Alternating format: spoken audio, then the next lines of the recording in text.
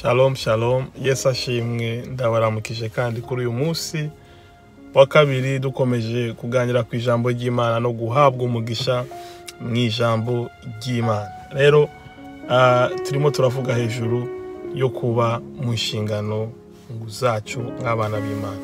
Rero turimo turavuga ku bintu birindwi. Ejo twavuze icyambere, tuvuga hejuru y'uburyo umukristo ari we wese agomba kugira ubusabane buzima na Kristo kugira ngo ashobore kumurika. Yesu niwe rumuri rwatumurikiye, idusabanye nawe twakira umucyo dushobora gutanga. Uyu munsi turavuga icya kabiri kijyanye no kuba mu nshingano, gishobora kudufasha guhagarara mu nshingano nk'abana b'Imana.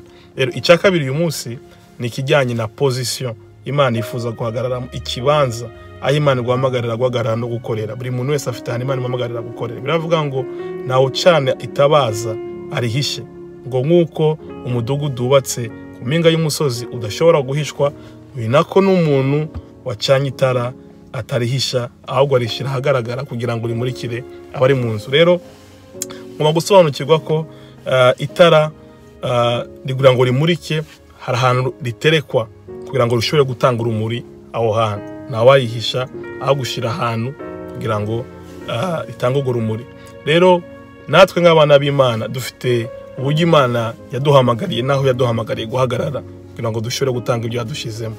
Rero tugomba kubimenya ibyo, nitugira amashari y'uburyo Imana yitamo n'uburyo Imana ihamagara n'uburyo Imana idupozisiona, ahubwo buri muntu wese anezererwe n'ayo Imana yifuza kuhagarara kugira ngo ashobore gutanga umusaruro aho hantu. Ikindi kintu nshaka kuvuga kuri iki kintu ni uko buri rumuri rwose rufite aho rwagenewe kumurika. Uhagaze aho Imana itagushaka ushobora gutanga umusaruro mukeya kubera ko wagiye kumurika ahatabugenewe.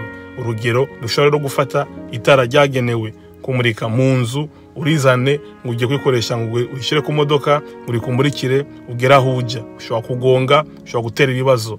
Rero ibyo byose nibikwereka ko buri muntu wese afite ahantu agomba guhagarara ndetse agatanga urumuri Imana yamushizemo, ukaba wagwabira umugisha abari kumwe nabo. Imana iki cya kabiri tuvuze uyu munsi, menya aho Imana ishaka kuhagarara, aho hantu uhatangira umusaruro, uhabera umugisha. Itara ryo mu nzu iyo ricanye tugubwa neza, ariko n'uwafata itara ry'indege urizane mu nzu abantu bahuma amaso, nta nubwo banashobora no kureba. Urumuri rwinshi nabwo rushobora kuhangiza.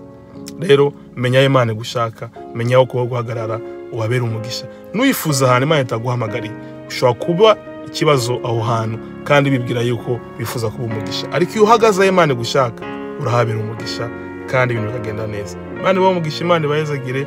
Tuzakomeza n'ejo tuvuga ku cya gatatu. Mugire umunsi mwiza. Bye bye.